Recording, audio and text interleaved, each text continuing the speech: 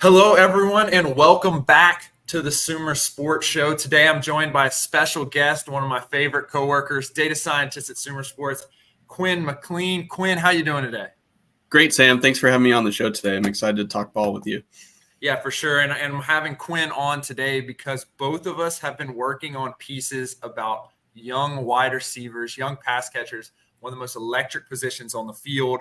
I recently finished up a piece that is now live on sumersports.com about how good we can really expect any of those rookie pass catchers to be. And that's what we'll be talking about today. Quinn, give us a little preview of what you're working on right now. Yeah, I wanted to look at, especially at the collegiate level, how we can scout wide receivers' ability to run a complete route tree. So one thing and a little bit of preview of like an insight there is a lot of these like top end wide receivers are more or less running go routes or comeback routes, probably because they have higher end speed than the corners guarding them. But that may not be indicative of their development into the NFL. So that's a little bit of preview of the piece, and we'll probably touch a little bit more about it as we progress. Yeah, really exciting. So given that we were both, interested in these rookie wide receivers, there were so many this year that came out in the first round. So Quinn, just to kind of prime the audience, I wanted you to just give your favorite pick, favorite match between a team and a wide receiver.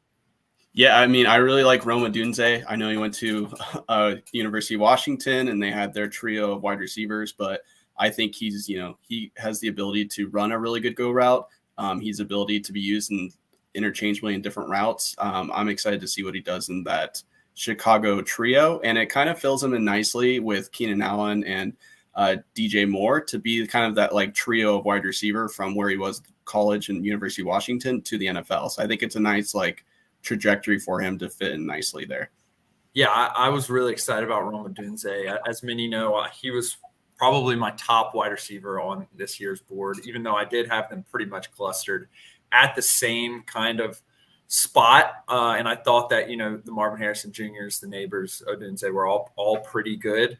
And I think that's a really good lead in into kind of what we're going to talk about today. Because one of my favorite things, Quinn, that Odunze had going for him kind of coming out of the season in the draft is he was really successful as charted by Reception Perception, Matt Harmon, at every single route on the route tree.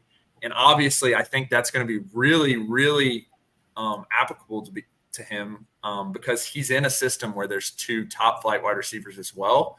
And so having kind of that versatility, I think, will help him fit pretty well in that Bears system. What are your thoughts kind of as you're looking at this entropy type stuff about how, maybe he'll get some targets taken away, but also that ability kind of may track from college? Yeah, I think, like I said, the biggest thing we see of a lot of these top end caliber wide receivers is they end up running a lot of go routes and comebacks routes, or what we call hitch routes, which is based on pure linear speed. So, right. They're just running straight down the field or straight down the field and maybe coming back to get some separation from the corners.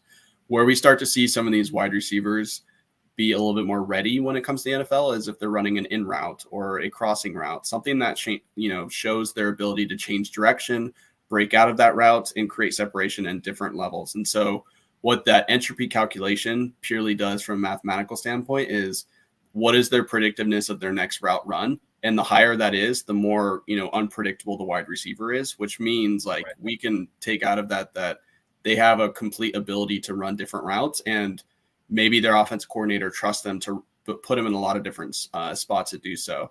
And so with Shane Waldron coming over from Seattle, and he used the, 3 wide receiver set pretty frequently, I think he'll figure out a reason or a way to find Rome Odunze to get him a target.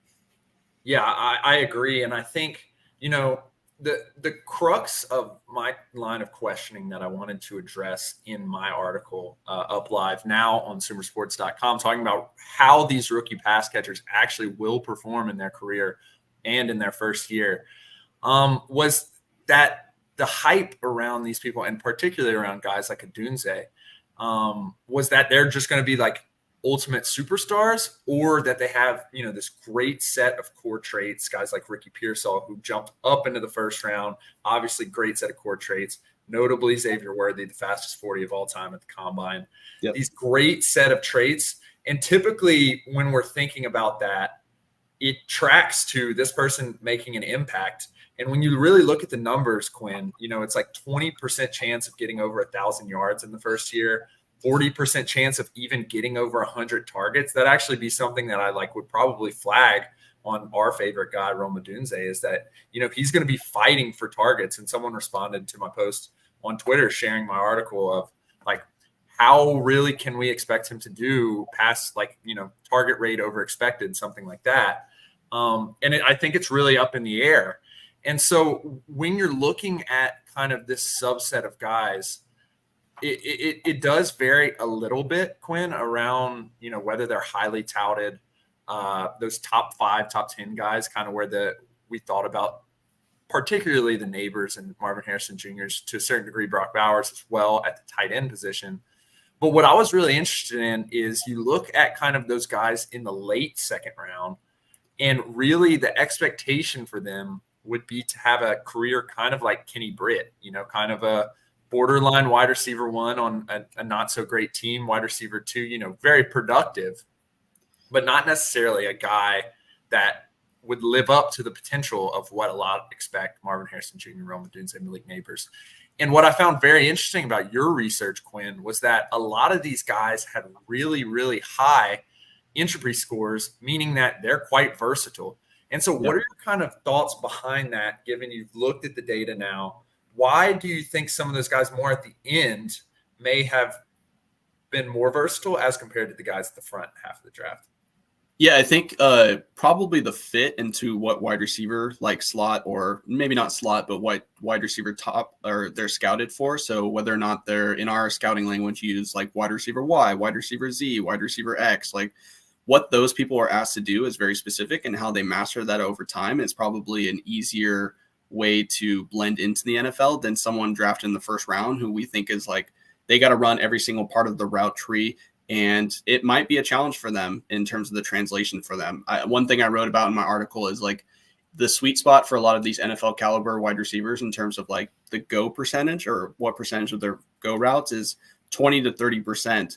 Anyone that kind of reaches over that 30%, we think of them as more of like a, lack of better words, a one-trick pony, a specialist. But maybe that, and I haven't really done like deep research into some of those later rounds of like, maybe those higher end positions in terms of the go actually fit more into a specific need in that wide receiver trio, which is why I'm excited about Rome Odunze. Is like, he doesn't need to be the top route runner on the wide receiver class, because Keenan Allen is a great route runner from what we know. He doesn't need to be the top go route receiver on the Bears wide receiver, because DJ Moore does a pretty good job running a go route, right? Like, he can find his blend into a certain role for them, which I think will help him kind of like be more successful at the next level.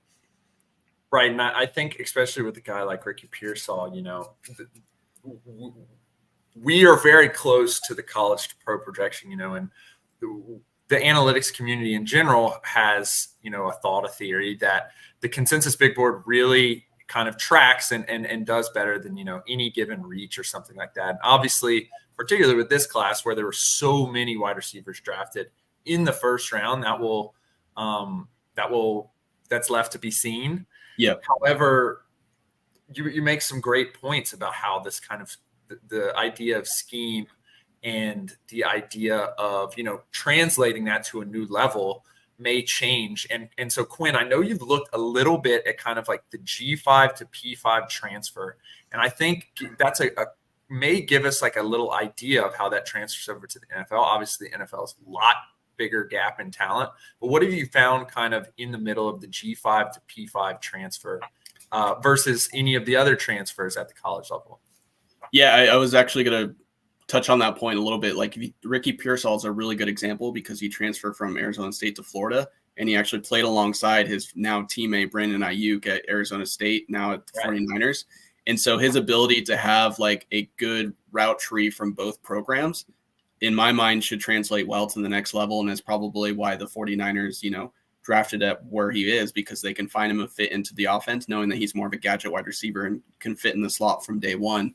What I found from that like entropy change, I think it's mostly, we don't want to look at it from conference to conference, more or less levels to levels. So like P5 to G5, Power 5 being, Big 10, SEC, Pac-12, G5 more or less being the MAC, Mountain West, etc.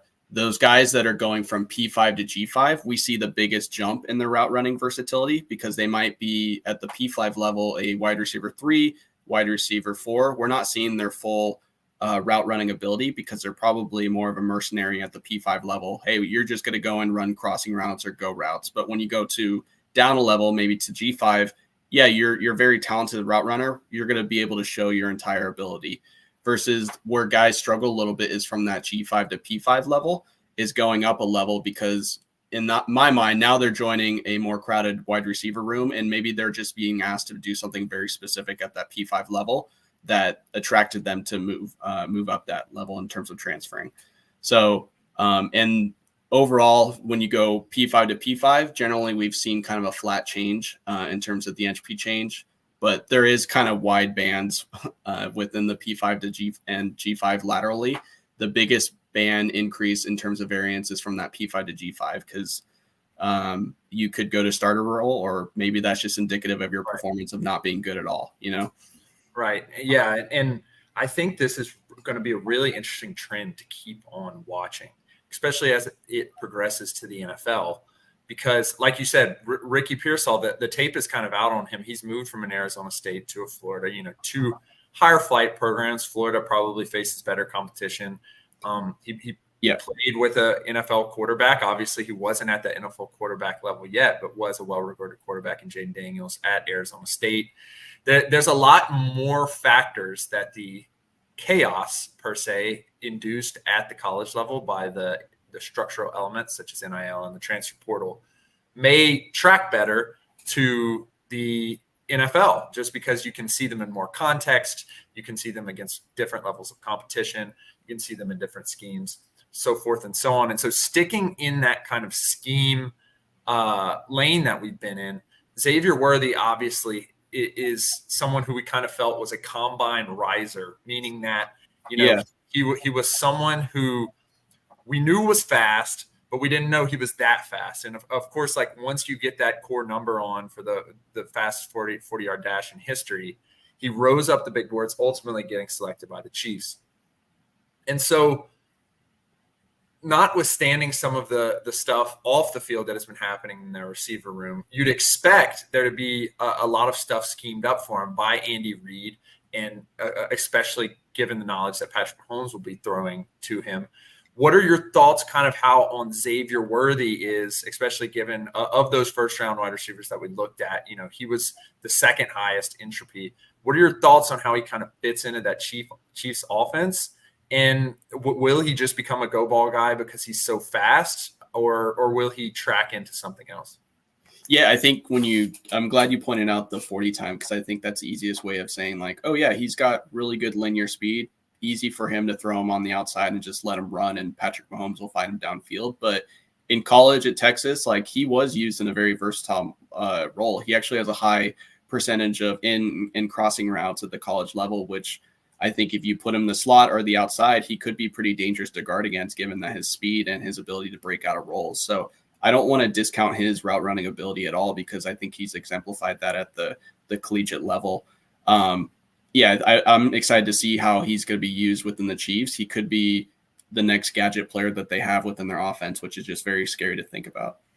Right. Now, I'm really excited as well because we saw a player who didn't have quite the same concerns, but certainly the size concerns in terms of Devontae Smith. Obviously had a more standard wide receiver height, but was very thin and was used, obviously won the Heisman in that Sarkisian system.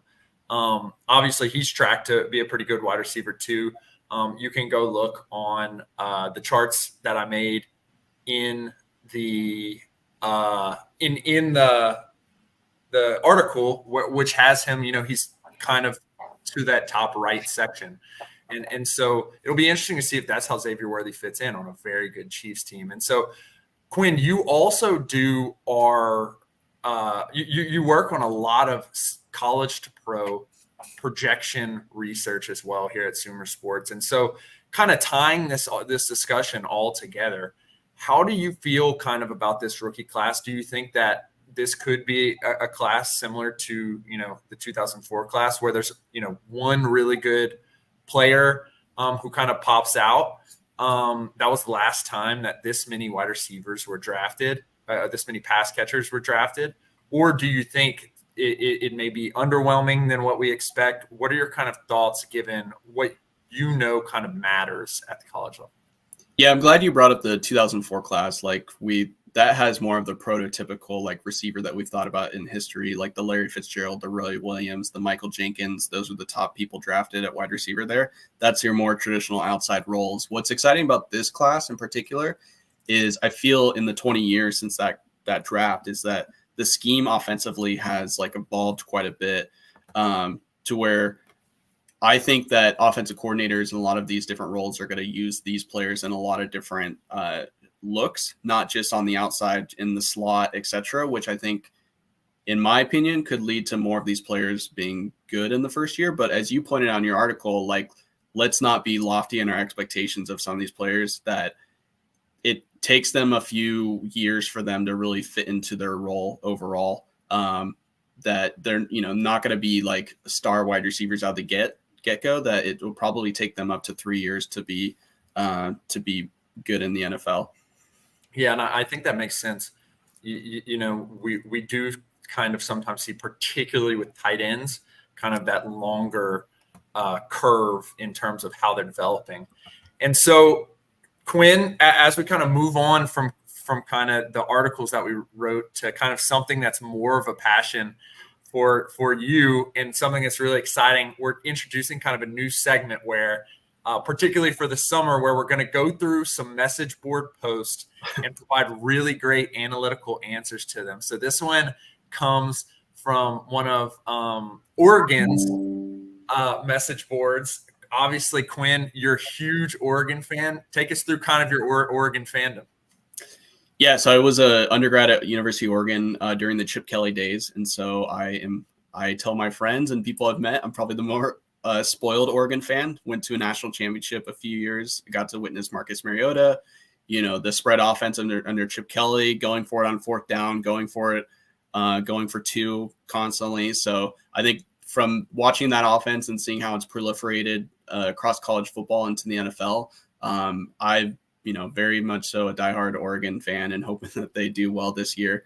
So I'm excited to see how they go into this year with probably one of their better rosters in recent years.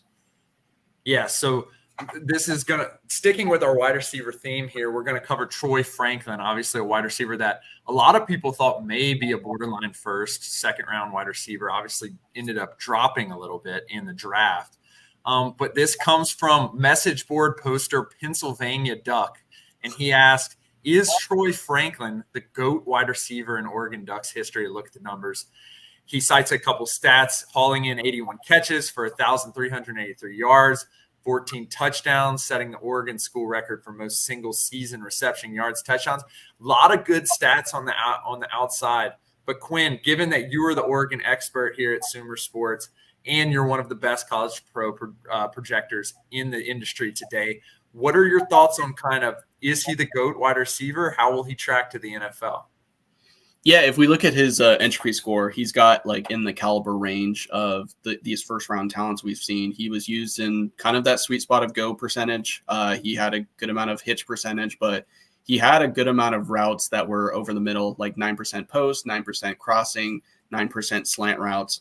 So I think when you look at a pure, here's your prototypical wide receiver on the X or at X on the outside, I think he should do well. And then I think him, like Rome Odunze, what we were talking about earlier, is he fits into a wide receiver room that he doesn't have to be the guy from day one. He can pair nicely with the Cortland Sutton and a lot of the other gadgets that Denver Broncos have. So hopefully he bulks up a little bit. I know that was kind of the counter to him going into the NFL, is that he's kind of on the lower end in terms of weight of a wide receiver you'd expect. But I think given Sean Payton is the offensive mastermind in Denver, we hope that he kind of schemes him into some different unique routes at the next level. Right. I kind of agree. I liked his profile coming out. I think there were concerns. I didn't quite expect him to drop to the fourth round. I thought that was a little shocking, but I do have to note that given, his versatility and given, obviously, as a Saints fan, having watched Sean Payton scheme guys up, scheme up Marcus Colston, scheme up Jimmy Graham, scheme up guys all the way down the roster like Lance Moore, who then became core contributors despite not being super highly touted prospects. I'm very interested to see how he tracks. And I also think a good note, particularly when it comes to your kind of predictability, or rather unpredictability, that he is probably going to be predictably unpredictable, given that he already played with Bo Nix and they have that chemistry there. So in terms of this discussion, Quinn, we've kind of talked about his college to pro, but we got to answer the message board question, man. Is he the GOAT receiver? One of my favorite things to talk about, who are the best receivers? And obviously Oregon has a list of them. Who are some of the other people that you identified who may be in that class? So when you sent over this message board and I was thinking about it, like, I think in Oregon wide receiver history, there's kind of two classes of wide receivers. And I think this gets into the theme of what we're talking about, like this versatility is there's your true outside wide receivers. And I think Troy Franklin fits into that mold. Other guys I think can give him a run for his money in terms of Oregon history is Sammy Parker, who had a pretty good career with the Kansas City Chiefs. And then there's this like scat back, running back, wide receiver, like can play slot, outside, etc., just known for speed. And that's where I counter the DeAnthony Thomases of the world, Braylon Addis's, these kind of like really short, really fast guys. Josh Huff, who ended up getting drafted in the 4th round to the Philadelphia Eagles. And then probably the most prolific guy, Ahmad Rashad, who four Pro Bowls in the NFL, top 5 pick, was more thought of as a running back wide receiver, like a very athletic running back that could catch the ball out of the backfield and line up as slot receiver. So I think that would probably be some of the people to compare against, but I think he's probably in the conversation for top 3 all time in terms of the wide receivers from Oregon. Yeah, I was really excited when you brought up Ahmad Rashad because he's just like one of the coolest guys in sports history, in a lot of talk about NBC and the NBA media deal coming up. Obviously, he's core to that and was, you watch the MJ documentaries, he's there. He's really probably a top 2, top 3 all around kind of sports figure alongside some of the guys like Bo Jackson, who obviously played multiple sports, Deion Sanders, who obviously has a media coaching career now as well. And so it's also really cool to see that, all these years later, he's one of the best wide receivers, running backs, one of the best players in Oregon history as well. Yeah, great returner, great wide receiver. I think we were talking the 76ers gave him a 2-day contract to like try out for the team. So like obviously he's got some basketball chops as well. If I recall correctly, he like contributed on the track program at Oregon, the great track program that Oregon's put together over the last few decades. So I think it's tough competition. A lot of like Oregon fans have been with the program before the Chip Kelly days, might have say Ahmad Rashad, but like definitely since Chip Kelly and the coaches they've had after that, Troy Franklin's got to be up there in discussion. Yeah, for sure. And so to kind of close it out here, Quinn, focusing still on college football, Oregon competed last year, but couldn't make it to that college football playoff. Do you think they make it this year? Just got to beat Ohio State. That's the one game that on the calendar that I feel like if we get past, then it should be a pretty good season. That's pretty early into the season. And I know it's a little bit different here this year in terms of the schedule, obviously moving the Big Ten. Historically, we played the last year of the season against Oregon State. For the first time in, I think, 100 years, we're playing Oregon State in September, which is unique. That they've been able to keep them on the calendar. And now we're playing Washington at the end of the season, which is unique. But I think you circled that Ohio State game, and if you get past that, then they should have a good playoff. And the expanded playoff, too, the first year of that, which is exciting. Yeah, and if I'm not mistaken, right, that's a little the Chip Kelly Bowl, correct? Yeah. He's the offensive coordinator there, and I'm excited to see how he does with Will Howard, the running quarterback at Ohio State, and a lot of the weapons they have, Egbuka is returning this year. He's got a lot too. I think in their spring game, they just ran out the wing tee just for fun as a new personnel decision. So I'm excited to see him come back. And Oregon fans always give him a good reception, even at his UCLA days too.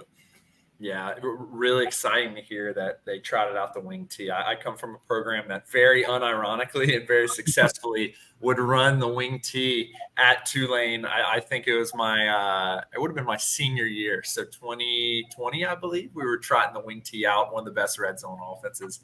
So unfortunately for your Oregon defense, maybe having to prepare some packages to defend against an Ohio State wing tee attack.